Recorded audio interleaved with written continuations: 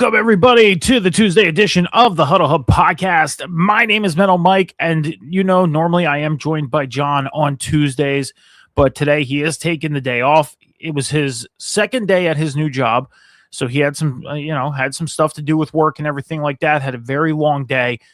So John is not going to be with us today. He will be back for next week's show, but he did give me his thoughts and his picks for the college football playoffs.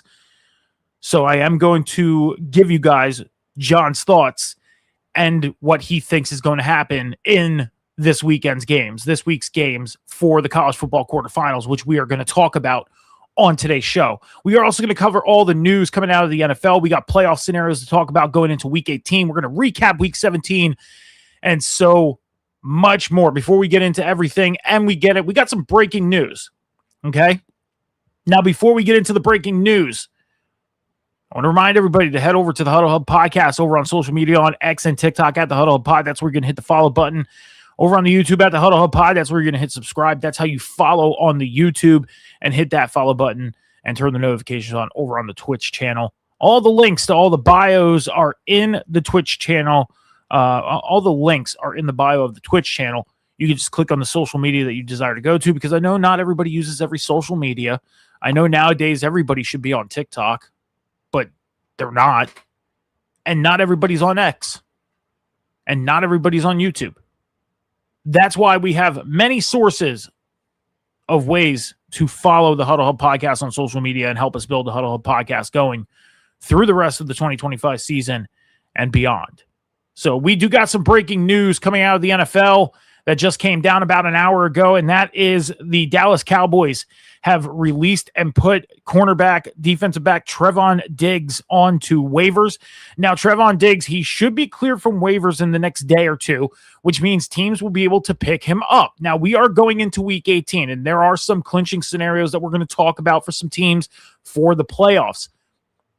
And as we know, a couple of years ago, it was like, I think 2 years ago, I forget what running back it was, ended up on waivers and got picked up for the playoffs. And that was it. Now, there's a chance that somebody can, one of these playoff teams can go out and pick Trevon Diggs up. One of these teams may need some help in the defensive backfield, Buffalo being one of them. So who knows? Trevon Diggs, though, ending up on waivers, and he could be picked up, I believe, in the next day or two. It is going to cost a team $472,000 to claim him off waivers, which is pretty cheap. Pretty cheap for a player, but the question is it worth it just for the playoffs? Now, Trevon Diggs, he was in Dallas for 6 seasons. He is a pretty good defensive back, and I think he can go and help any defensive backfield, any of these teams in the playoffs, defensive backfield. But you got to ask yourself, is it worth spending the $500K this close to the 2026 offseason? Because once you spend it, it's off your cap. Now, we know the cap space does go up on March 13th. I believe that's the date where all the cap, recalibrates and resets and all that stuff. And teams are supposed to get, I think it's like $20 million added onto their cap space. Or it could be more. I could be wrong. I want to get those numbers right. But off the top of my head, I can't really think of what it really is. But the thing is you got to question, even though it is $472,000, is it worth it just to add somebody to your defensive backfield and just for the playoffs? And he's got to come in and learn your plays in a matter of days, depending on who he goes to. Because if he goes to a team that gets home field advantage, which we don't know who that is yet, and there's 4 teams, 2 on each side that can clinch home, actually 5 teams, 3 in the AFC, 2 in the NFC, that are still up for home field advantage. Unless he goes to a team that's in home field advantage, is it really worth it being a wild card team? Is it really worth picking him up as a wild card team when he's going to have a week to prepare? Knowing that week 18 starts in 3, because Tuesday, Wednesday, Thursday, Friday, Saturday, 4 days away from week 18. Are you going to have him go out and be on the field in week 18, knowing that he would have 2 days to prepare? Or would you just have him have that week to prepare for the playoffs? That's the question. Now, I've never had a problem with teams going out and picking up players to help them in the postseason. We've seen it done many, many of times. Now, whether it's been a successful pickup or not, you really can't. You really can't measure that unless the team went deep into the playoffs or even raised the Lombardi Trophy. But is it worth it? Is Trevon Diggs worth picking up off waivers and spending $472,000 on to help you get through the playoffs? I guess the question should be answered if somebody does pick him up and if somebody does bring him in for the postseason. So, but Trevon Diggs is now on the waiver list. He is no longer a Dallas Cowboy, and we'll have to keep our eye out to see where the Pro Bowl defensive back ends up in the future. And he'll be a free agent in 2026. So he's going to be a free agent tracking player when it comes to the defensive backs. So there's one big player we know we're going to be tracking in 2026 when free agency kicks off in March. So But let's get into week 13 or week 17. I said week 13. Oh my gosh. Week 17's recap. What a crazy, crazy week in week 17. Now, I mean, some teams had opportunities to clinch a playoff spot, stay alive in the playoffs, clinch their divisions, clinch home field advantage. We're at that point of the year, right? So let's run it down. We had the Cowboys and the Commanders on Thursday night, Christmas Day. Nothing in that game meant anything. Nothing. Cowboys end up winning 30-23.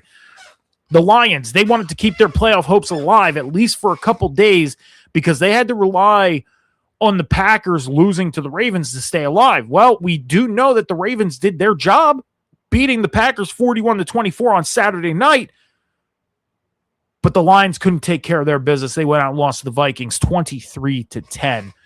And then the Broncos and Chiefs. The Broncos went out and won 20-13. The Chiefs just having a rough back end of the year. And we do have some news in regards to their coaching staff for 2026. And we're going to talk about that in the news segment. But I'm going to give you my games that I felt were highlightable in week 17. Games that I enjoyed watching and I thought were really, really good for week 17. And we're going to start off with the Steelers and the Browns.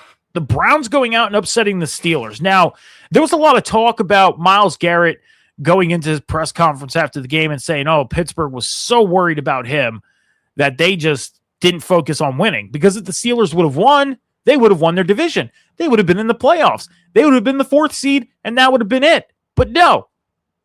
Now, the thing is, though, is Myles Garrett, he's been double-teamed all year. And we all know that he's going for the single-season sack record. He's a half away from tying Michael Strahan and T.J. Watt. So there was talks about Pittsburgh worrying about protecting that for T.J. And he's one full one away from being the season sack leader because he's at 22. He needs 22 and a half to tie, 23 to break it and be the season sack leader, right? I mean, if you look at it, if the guy wasn't double-teamed half the year, he'd probably be at like 25 sacks right now, and he would have the record. But no, the other teams double-teamed him. I don't think Pittsburgh was worrying too much about protecting T.J. Watt's record because at one point it's going to get broken. I can understand that if they were doing that because it's against them, but at the same time, I think they're more worried about clinching a playoff spot and securing their chances of being in the postseason. After, the Steelers, they're on a 22-year winning season streak. So you would think they just want to clinch the playoffs, be done with it, and get ready for the postseason. They would have a home playoff game because they're a division winner. So I don't think that was the case. As much as I am a Myles Garrett fan, as much as I want to see Myles Garrett break the record, I'm sorry, I have to disagree with Myles. I do not think that was the case in Pittsburgh. Not having DK Metcalf hurt them very, very much because we know DK is a very big part of that offense. And that Browns defense was able to shut down players like, Jaylen Warren and Kenneth Gainwell and Marquez Valdez-Scantling. They were able to shut them down.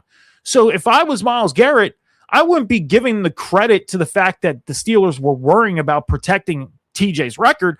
I would give the credit to the guys on the defense with you because that defense played very well and holding the Steelers to 6 points. And that's just me. That's just my opinion. The other game that I have to say I focused on was the Eagles and Bills. Okay, what a great game. Great game. Rough game for the Bills. Rough game. I do pay attention to other podcasts. I do listen to other podcasts, and I do watch clips from other podcasts. And one podcast that I paid attention to in particular in the past 24 hours was the podcast that LaShawn McCoy is on. Shady McCoy, former Eagles running back, former Bills running back, former Chiefs running back, or former Bucks running back. Sorry, not Chiefs. So I paid attention to the podcast that he was on. And he said, if you go and turn that sound off and just watch that game, that defense was beating up on that offense. They were. And I'm going to say this right now. what Shady said, turn your sound off and watch. I'm not going to lie to you. During the game, I scroll through my phone. I watch videos while I'm listening to the game, and sometimes I mute the game while I'm on my phone.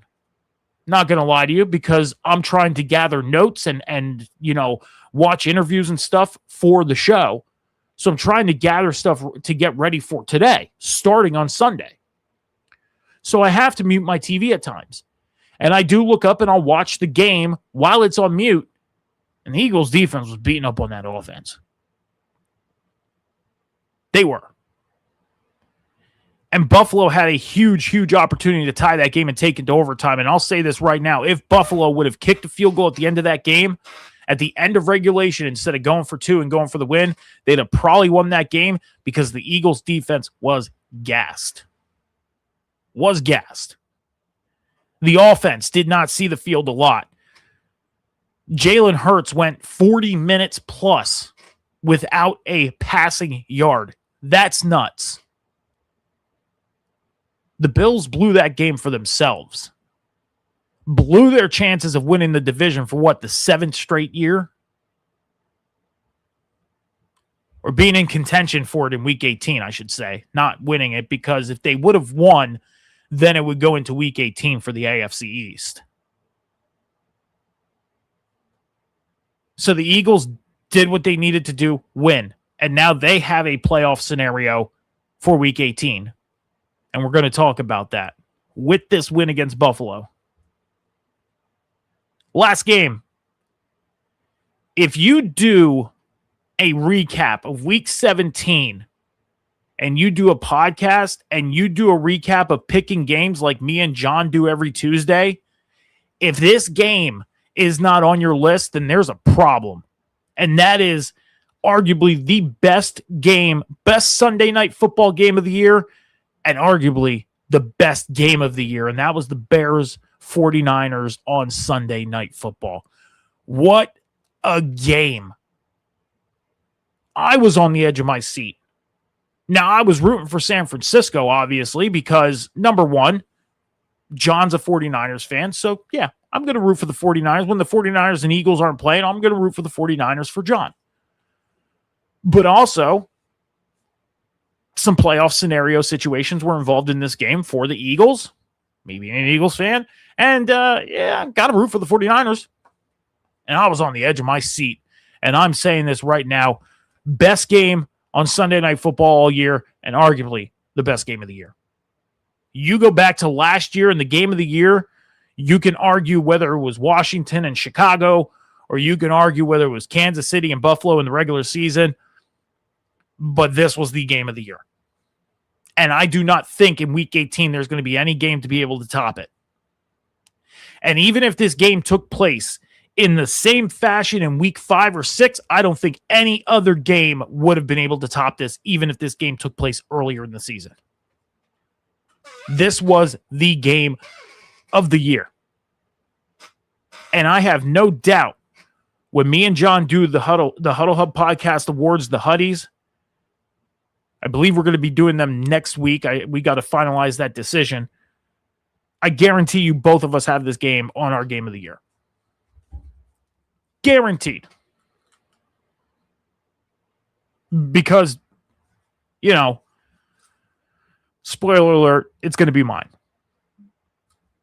I just gave you guys my Game of the Year award. I'm not giving you guys any more, but that's my Game of the Year award.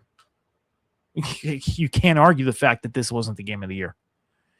And if you can find any game in 2025 that could go up against this Sunday Night Football game, please DM me.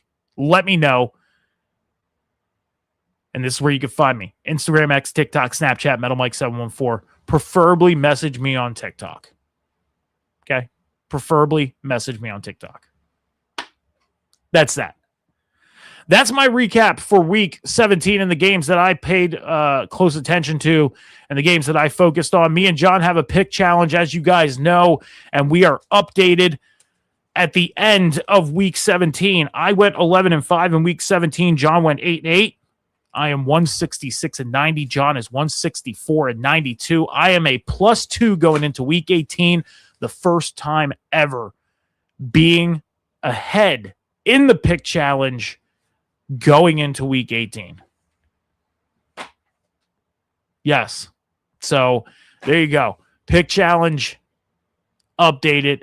And the college football pick challenge obviously will be updated by next week after the quarterfinal games, which we are going to talk about later on in the show. Let's get into the records and milestones that were broken this week. Okay. We had some records and milestones that were broken this week. And yeah, it's a big list. Starting off with Amon-Ra St. Brown, wide receiver of the Lions. He became the 5th player with 100-plus catches in 4 straight seasons. So congratulations, Amon-Ra St. Brown. 100 catches in 4 straight years. That is crazy. If you don't think Amon-Ra St. Brown is what WR1 in Detroit, then there's something wrong, because for him to have 100 catches in 4 straight seasons, that's a statistic. Justin Jefferson, wide receiver of the Vikings, he surpassed Randy Moss for the most receiving yards by a player in their first 6 seasons. So congratulations, Justin Jefferson. Bo Nix, quarterback of the Broncos, he became the second all-time with his 23rd win. He became second all-time with his 23rd win in his first 2 seasons.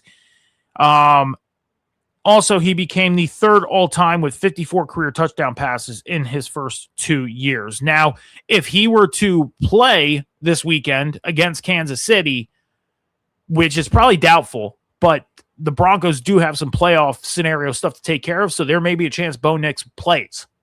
There is a chance. Bo Nix goes out and gets the win. He will get 24 wins in his first 2 years, and he will tie Russell Wilson for that record, which means Bo Nix will be tied for first with Russell Wilson for 24 wins in their first 2 years. So Bo Nix going off. No doubt this guy is an MVP candidate. Derrick Henry, running back of the Ravens, he tied Adrian Peterson for 4th all-time for career rushing touchdowns. He also became the 3rd player with at least 13 rushing touchdowns in 5 seasons. And he also rushed for a career-high 36 carries in Saturday night's game against the Packers. So Derrick Henry getting into the record books even more. Sam Darnold, quarterback of the Seahawks. He is the 5th quarterback all-time with multi-13-win seasons, and he is the first quarterback to do it with 2 different teams back-to-back. And back-to-back is the key to that, because we know, Tom Brady, Peyton Manning, a couple other quarterbacks have gone out and won 13 games with multiple teams. Sam Darnold is the first quarterback to do it back-to-back. Last year, Minnesota went 13-4 or 14-3. This year, he's 13-3 in Seattle and could end up being 14-3 for a second straight year. So there you go. Sam Darnold, 28 years old, man. Couple rough stints out there. I mean, the Jets starting off rough, was a backup out in Carolina, had a pretty good backup stint in San Francisco. Then he goes to Minnesota, revamps his career, becomes basically an MVP candidate, and now this year again. That's nuts. Drake May, quarterback of the Patriots, he became the 3rd player all-time with 10-plus games with at least 2 touchdown passes and 100-plus pass rating in a single season. He also surpassed Dak Prescott for 2nd most games with 100-plus pass rating under the age of 24. So Drake May, another MVP candidate, getting into the record books.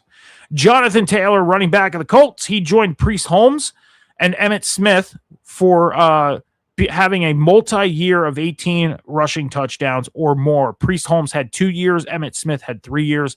This is Jonathan Taylor's 2nd year, which makes it a multi-time 18-plus rushing touchdowns.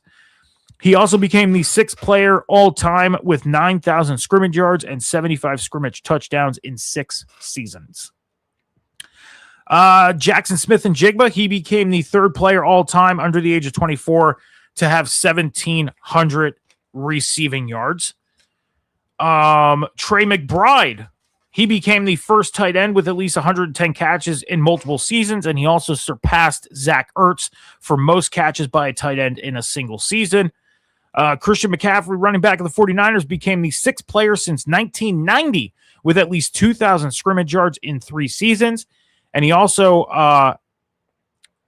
is also 5 receptions away from surpassing LaDainian Tomlinson for 3rd most receptions by a running back.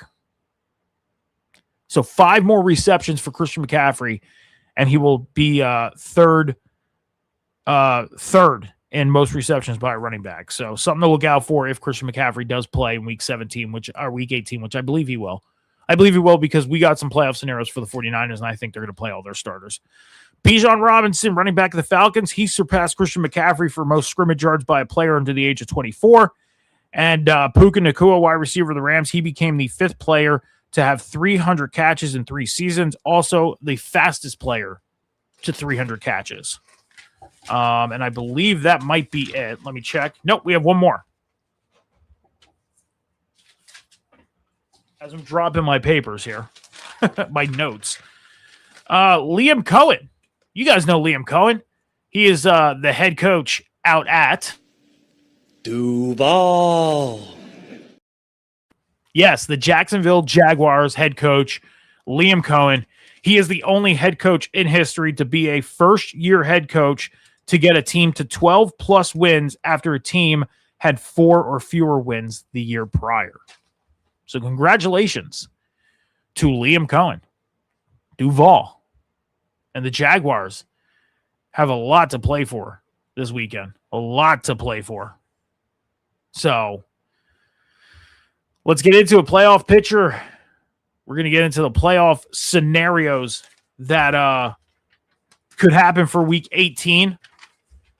Now, we will cover this on the weekend edition of the Huddle Hub podcast as well, but we need to cover this because, it is the playoffs, by the way.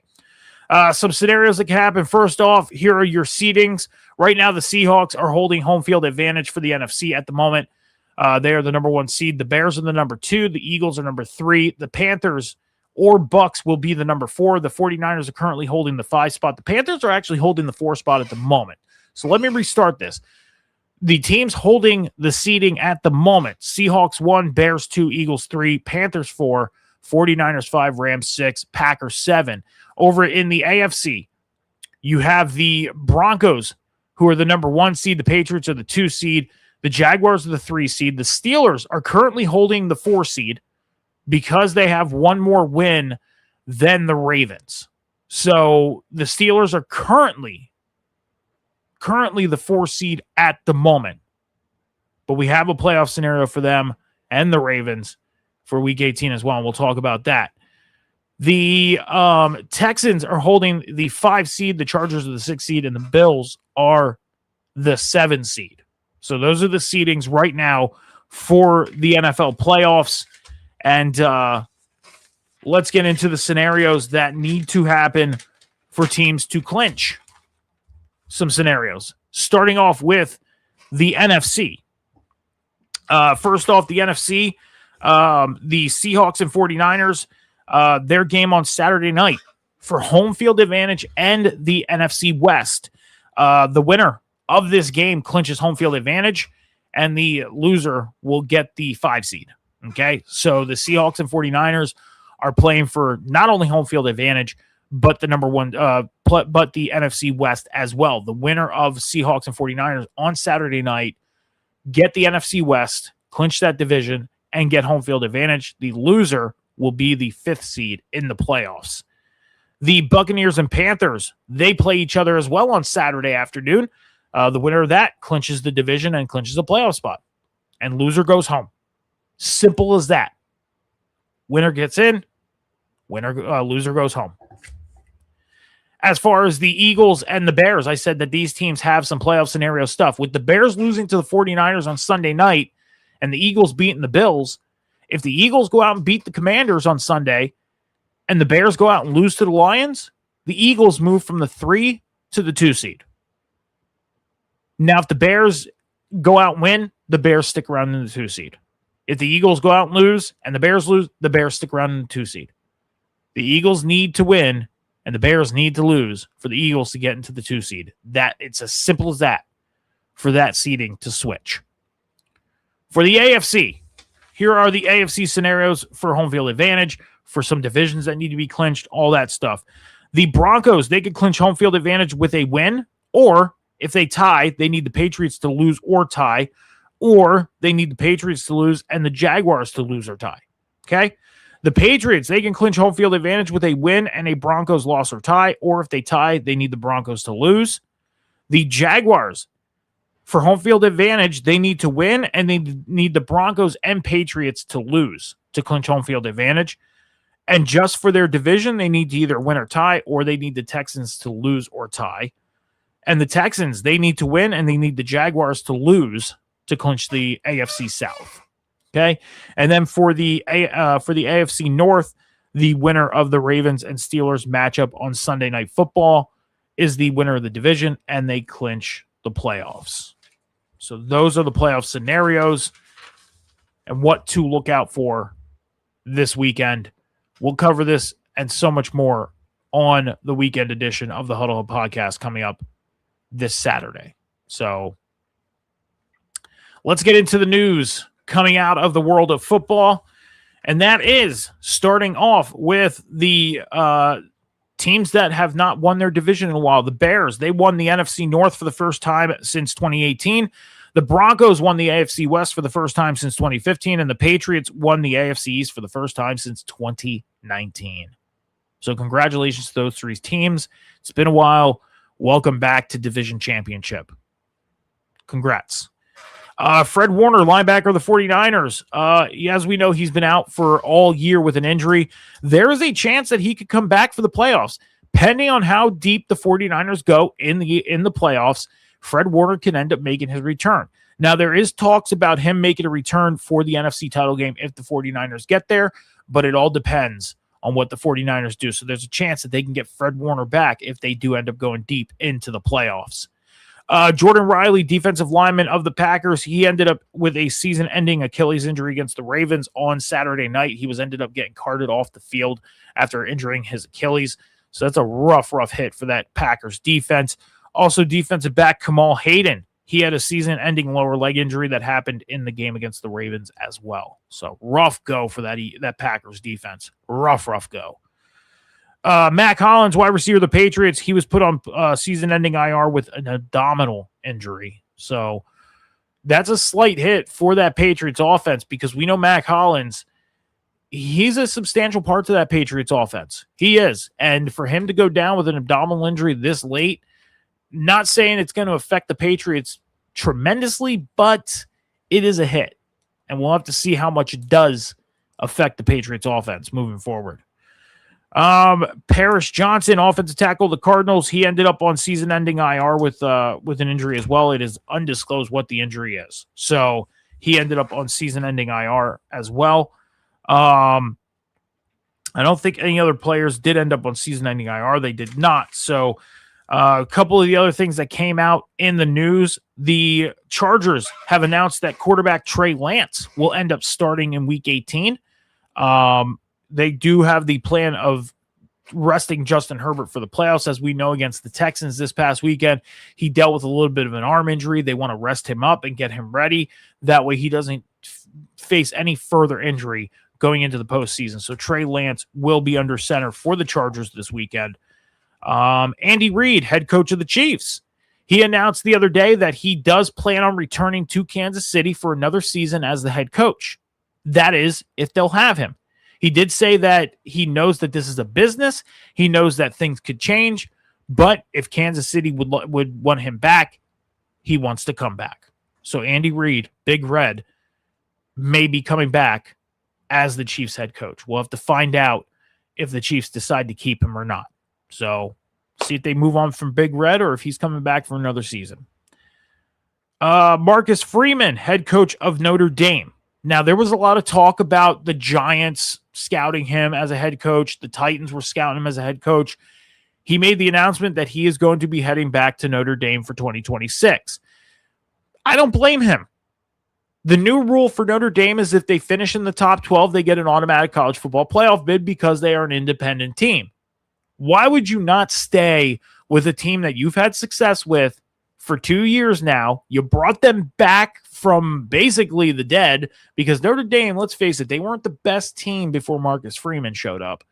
He comes in, turns the team around. They go to the playoffs. They go to the national championship last year and just missed the playoffs this year. And now, with being an independent team, if they get into the top 12, they are an automatic bid for the college football playoff. Why would you not stick around with a team that has that luxury of getting into the postseason? Why would you not? Why would you put yourself in the position to going to one of the two worst organizations in the NFL today? And I'm talking win-loss wise. I'm not talking that they're bad organizations because of front office or anything like that. I'm just saying the Titans right now, where they're at, and the Giants right now, where they're at, I mean, they're basically battling for top 5 drafting. That's what I mean. Okay? So, smart move on Marcus Freeman, I think. My opinion. Riley Leonard, rookie quarterback for the Indianapolis Colts, will get the start in Week 18. So Phillip Rivers is done. That's it. And I think Phillip Rivers, and I think we all know that he's probably riding off into the sunset now. I think this has been it. He said that he had a lot of fun these last 3 weeks and enjoyed his time in Indianapolis. So even in losing effort, enjoyed being with Indianapolis for one last ride. So if this is it for Phillip Rivers, enjoy retirement. Enjoy it. Enjoy it. Have fun and enjoy it. Chip Kelly, former offensive coordinator of the Raiders. Former offensive coordinator of the Raiders. He was hired by Northwestern, so he is heading back to the Big Ten. So Northwestern got Chip Kelly as their offensive coordinator for 2026. And Stephon Diggs, he is in the news. He is going to be facing some charges and allegations. He's already facing charges for something. Now he has some allegations for something else. Now, some of this news has come out in the past couple hours. The NFL did make a statement on Stephon Diggs. They went on to say that we are aware of the matters and have been in contact with the Patriots, because Stephon Diggs is a wide receiver for the Patriots. They've been in contact with the Patriots, and they have no further comments at this time on anything concerning Stephon Diggs. The Patriots also did send out a statement. They said that they are aware of the accusations that have been made regarding Stephon Diggs. Stephon has informed the organization that he is categorically denying the allegations and that they support Stephon. They will continue to gather information and will cooperate fully with the appropriate authorities and the NFL as necessary. And out of respect for all parties involved, and give that this is an ongoing legal matter, we will have no further comments at this time. So if you want to know what he's facing, go read about it. It is some serious stuff. It is. It is some serious stuff. And it's not something that I wanted to mention on here, but I did want to mention that Stephon Diggs is facing some legal stuff. So do yourself a favor. If you want to know what it is, go read about it. It's crazy. Crazy. That's all we got for the news, guys. That's it. That's all I got for you guys. We're going to take about a 30 to 45 second break here on the Huddle Podcast. We'll be right back to get you guys ready for the college football playoffs after this.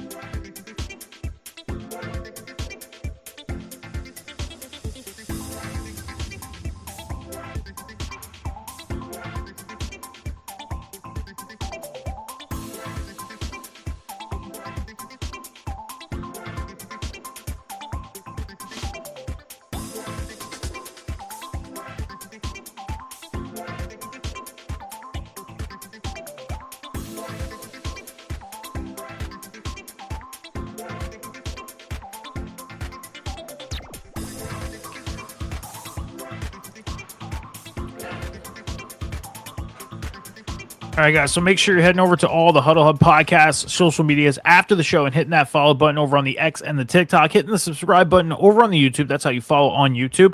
Helping us build the Huddle Hub podcast going through the 2025 season. I know not everybody has X, not everybody has TikTok, not everybody has YouTube, but if you are watching on Twitch, all the links are in the Twitch bio. You can click on the social media that you desire, or you can just go over to the social media and look up at the Huddle Hub Pod. Hit that follow, and on YouTube, hit the subscribe button. Help us build the Huddle podcast going through the rest of the 2025 season and beyond. There is one thing left that I want to cover on the news. I did take notes of this, and I think we have to acknowledge it because we do talk football, obviously. That's obvious. We're called the Huddle Hub Podcast, you know? And I think it would be a disservice if we did not talk about the players that have paved the way for the players of today. And I'm talking about the Hall of Fame induction ceremony. Now, the Pro Football Hall of Fame has announced their finalists for the 2026 class, and that is Will Anderson of the Bengals, Drew Brees of the Saints.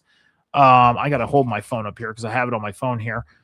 Jyree Evans of the Saints, Larry Fitzgerald of the Cardinals, Frank Gore of the 49ers, Torrey Holt of the Rams, Luke Kuechly of the Panthers, Eli Manning of the Giants, Terrell Suggs of the Ravens, Adam Vinatieri of the Colts, Reggie White of the Colts, Kevin Williams of the Vikings, Jason Witten of the Cowboys, Darren Woodson of the Raiders, and Marshall Yanda of the Ravens. So congratulations to all of the 2026 Pro Football Hall of Fame finalists. And hopefully, you see some of these guys, they deserve to be in the Hall of Fame, whether they get into this year or get in 2027 or somewhere in the future, they deserve to be in the Hall of Fame. And some of these guys are going to be a part of the 2026 class. So congratulations to all the finalists and good luck. Good luck from the Huddle Hub podcast. All right, guys, so let's get into the college football playoffs, which are happening starting tomorrow. That's right. Tomorrow we start the quarterfinals of the college football playoffs, starting with the Ohio State Buckeyes taking on the Miami Hurricanes. I'm going to say this right now. This playoffs has been a very good playoff to start, and I have no doubt that the quarterfinals are going to be a great quarterfinals. We got the Miami Hurricanes taking on the Ohio State Buckeyes, and then on New Year's Day, we got Texas Tech taking on Oregon. We got Indiana taking on Alabama, and we got Ole Miss taking on Georgia to close out the quarterfinals. Now, what I'm going to do is I'm going to give you guys my picks first, and then I'm going to give you John's picks, okay? And I'm going to give you John's thoughts on his picks, on why he picked these teams, okay? First off, starting off with Miami taking on Ohio. I took Ohio State. Let me start over. First off, starting off with Miami taking on Ohio State, I took Ohio State. John took Miami. Now, John went on to say that he sees this being a very low-scoring game with both teams being in the top 5 in points allowed. Ohio State does have the top defense in the nation, and Miami is in 10th in the nation in defense. He sees Miami having more sacks and interceptions. With Miami having more sacks and interceptions, could make Ohio State's offense uncomfortable. Even though Ohio State has the better offense, he sees Miami upsetting the Buckeyes. So John's taking Miami. I'm taking Ohio State. We got Texas Tech taking on Oregon to open up the New Year's Day games for the quarterfinals. Let me start over with that. We got Texas Tech taking on Oregon to start off the New Year's Day news. God dang it. We got Texas Tech taking on Oregon to start off New Year's Day in the quarterfinals of the college football playoffs. I'm taking Oregon. Now, John, he's taking Texas Tech. He said that he feels Texas Tech should win this game and feels they are the most complete team that is put together in the college football playoffs. With them being in the top 5 on both sides of the ball and 3rd in points allowed, Texas Tech should be able to send the Ducks flying home for the season. So he feels that Texas Tech will end up beating Oregon in the quarterfinals. I added the flying home thing. I did. I wanted to add that because if I was picking Texas Tech, that'd probably be something I'd say. So I had to add that. I did. And if, John, you're watching, I'm sorry. But I had to add it. I did. I feel like it would be – I felt it would be a little funny to add. So, yeah. I'm not even taking my notes for this, and I should be because I got to add this stuff. I do. I don't even know what the timestamp of Ohio State Miami was, so I'm just going to mark it at 40 minutes. Texas Tech and Oregon at 43 minutes. All right. All right, we got Indiana taking on Alabama in the second game of the New Year Day games in the quarterfinals of the college football playoffs. I'm taking Indiana. John also took Indiana. John went on to say that Indiana has a top 10 offense and a top 5 defense and are second in the nation in points allowed. He feels Alabama's offense may have met their match and will have trouble against the Hoosiers. That is what John said about this game with Indiana and Alabama. So he feels Indiana is going to go out and beat Alabama.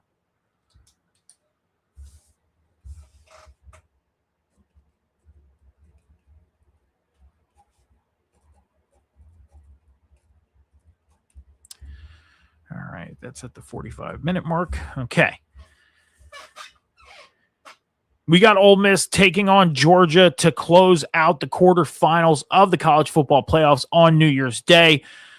I'm taking Georgia in this matchup. John, he's taking Ole Miss. He went on to say that Ole Miss, with them having the number 2 offense in the nation and the best passing attack, Georgia has been giving up 292 yards per game, and he sees Trinidad Chamberlain not having any issue putting the ball in the air and should have a lot of success doing so. And that should also open up the ground game and set up Kawan Lacey to have a good day on the ground for Ole Miss. So I'm taking Georgia, and John is taking Ole Miss.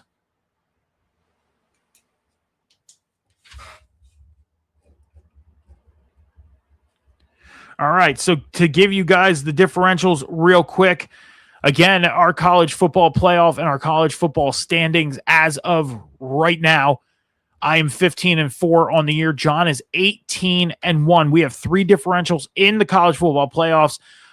In the Ohio State-Miami matchup, I'm taking Ohio State. John's taking Miami.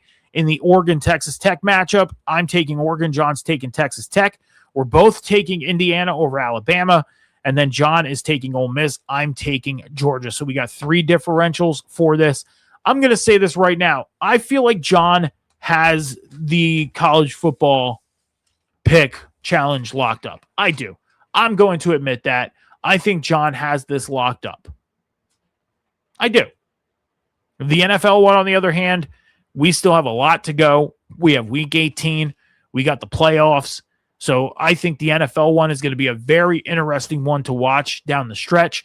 And let's see if I can get my first ever win in the pick challenge. Let's see. Maybe I can. Maybe I won't. But at the end of the day, I think I had a great year in this pick challenge for the NFL. And it should be a fun one going down the stretch here. So let's see what happens with that. As far as the college football playoff pick challenge, I think John has it locked up. I have no doubt in that. Even if I were to win these 3 differentials, you got to think that would tie us up. It would, because if let's say I won all 3 differentials plus won the Indiana one. Okay. John with the Indiana win will have 19 wins. And then with those 3 losses he'd be 19-4. Okay. If I win all 4, yeah, we'd be 19-4. So that would tie things up. Do I realistically think that I'm going to sweep this weekend? No, I don't. I do not think I'm going to sweep this weekend. Do I think I can get the better end of it? I could. But if you think of it, even if I go into the semifinals, down 1 game, we end up picking the same in the semifinals. That's it. Because then we get to the national championship. It's almost like I would have to force myself to pick the other team that John's not picking. And have I had that success a little bit in the NFL this year? Yes. In particular, week 17, he picked the Rams. I took the Falcons on Monday night. Now, the Falcons went out and they won. Okay? So that helped me go up by 2 wins. 2 wins in the NFL one. But college football, I feel like, is a little bit of a different story. I think it is.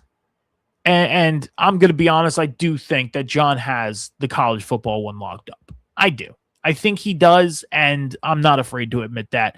We had a great college football. The college football pick challenge has been a huge success for us this season, and I cannot wait to see if we amp it up in 2026 or if we stick around and do the same thing we did in 2025 in 2026. So I'm sure we'll probably find a way to amp it up a little bit and make it a little more of a challenge, because how we did it this year was each week we picked one team. Okay, we picked one team each week in the top 25, and we were not allowed to pick the same team twice all year. So, for example, the week that John picked Penn State, they lost. Now, if we would have done the whole like, hey, even though they lost or won, it doesn't matter. You were only allowed to pick them once in the top 25. Now, for example, okay, North Texas, they were in the top 25 twice this year, I believe. Now, just because they went into the top 25, went out, and then went back in, you couldn't pick them again if you picked them. You can only pick a team once, and that's it. So it was fun how we did it. It was great. I can't wait to see if we do amp it up in 2026, but I think how we did it in 2025 was very, very successful, and 2026, we'll see if we do amp it up or not. So let's see. But guys, that's it. That's all I got for you guys today. I know we went a little early today. Again, John started his new work venture. So he had a busy day today with work. He started yesterday, had a busy day today with work.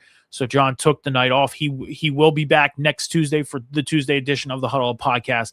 But with him having a long day and starting to get into the groove of work, he took the day off. So I went a little early today. We started at 4 o'clock opposed to 7. So that way I can relax the rest of the night and chill out. And so that's that. That's why we went a little early today.